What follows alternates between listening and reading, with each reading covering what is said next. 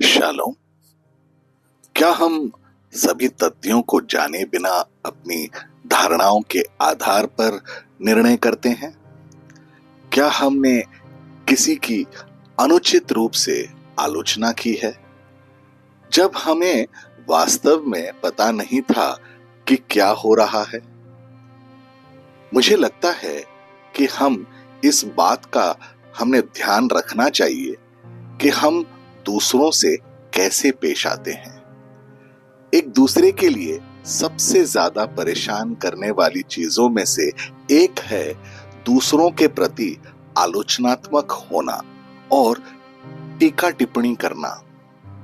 आमतौर पर हम स्वार्थी उद्देश्यों के कारण दूसरों का न्याय करते हैं या उनकी आलोचना करते हैं। हम अपने बारे में बेहतर महसूस करना चाहते हैं। हम में से सबसे बुरे लोगों में भी इतनी अच्छाई है और हम में से सबसे अच्छे लोगों में भी इतनी बुराई है कि शायद ही हम में से किसी को किसी के बारे में बात करने का विशेष अधिकार मिले। क्या हम पाखंडी जैसे नहीं लगते? देखिए क्या कहता है मत्ती का 7 उसका 1 से 5 पद। दोष मत लगाओ कि तुम पर भी दोष न लगाया जाए, क्योंकि जिस प्रकार तुम दोष लगाते हो उसी प्रकार तुम पर भी दोष लगाया जाएगा, और जिस नाप से तुम नापते हो उसी से तुम्हारे लिए भी नापा जाएगा। तू क्यों अपने भाई के आंखों के तिनके को देखता है और अपनी आंख का लट्ठा तुझे नहीं सूझता? और जब तेरे ही आंख में लट्टा है तो तू अपने भाई से क्यों कर कह सकता है कि ला मैं तेरी आंखों से तिनका निकाल दूं? हे कपटी, पहले अपने आंख में से लट्ठा निकाल ले, तब तू अपने भाई के आंख का तिनका भली भांति देखकर निकाल सकेगा। समय बदल गया है और असहिष्णुता बढ़ गई है। ऐसा लगता है कि हर कोई मुखौटा पहनकर घूमता है। बाइबल में एक मामला दर्ज है। यूहन्ना के 8वें अध्याय उसके 3 से लेके 11वें पद तक उसका जिक्र है। जब लोग व्यभिचार में पकड़ी गई एक महिला को मूसा के कानून के अनुसार पत्थर मारकर मार डालने के लिए ले आए थे, यीशु ने उनसे कहा था, जिसने पाप नहीं किया वही पहले पत्थर मारे। वचन कहता है, जो लोग उस स्त्री को पत्थर मारने के लिए वहां इकट्ठा हुए थे वे अपने आत्मा में छिदे गए और बड़ों से लेकर छोटे तक सभी ने पत्थर वहीं छोड़कर वो चले गए। अगर आज भी ऐसा ही होता तो बड़ों से लेकर छोटों तक सभी ने उस स्त्री को पत्थर मार दिया होता, इस डर से कि कहीं लोगों को पता ना चल जाए हम पापी हैं। न्याय के नाम पर अन्याय बढ़ गया है। हमने जो वचन पढ़ा उसमें कहा गया है कि हम अपने भाई के आंख में तिनका ढूंढते हैं लेकिन अपने आंखों में लट्टा नहीं देख पाते। यह आज पहले से कहीं ज्यादा सटीक बैठता है। हमें यह पहचानना चाहिए कि हम सभी परमेश्वर के सामने अपूर्ण हैं। क्या हम सभी ने कभी ना कभी दया की सिंहासन के पास जाकर अनुग्रह के लिए विनती नहीं की है? रोमियो के 3 अध्याय उसके 23 से लेके 25वें पद तक पढ़ेंगे।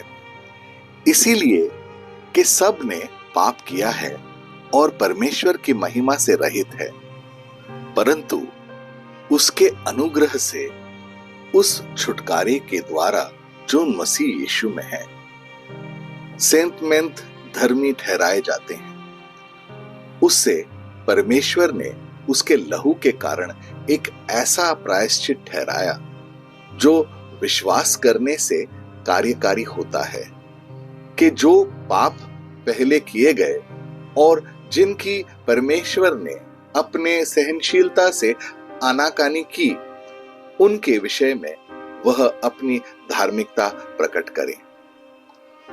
तो फिर हम दूसरों का न्याय क्यों करते हैं, जबकि हम स्वयं न्याय के किए जा सकते हैं? कुलुसियों के 3 अध्याय उसके 12वें पद से 15वें पद तक पढ़ेंगे। इसीलिए परमेश्वर के चुने हुए की नाई जो पवित्र और प्रिय हैं, बड़ी करुणा और भलाई और दीनता और नम्रता और सहनशीलता धारण करो। और यदि किसी को किसी पर दोष देने का कोई कारण हो तो एक दूसरे की सह लो और एक दूसरे के अपराध क्षमा करो। जैसे प्रभु ने तुम्हारे अपराध क्षमा किए, वैसे ही तुम भी करो। और इन सब के ऊपर प्रेम को, जो सिद्धता का कटिबंध है, बांध लो।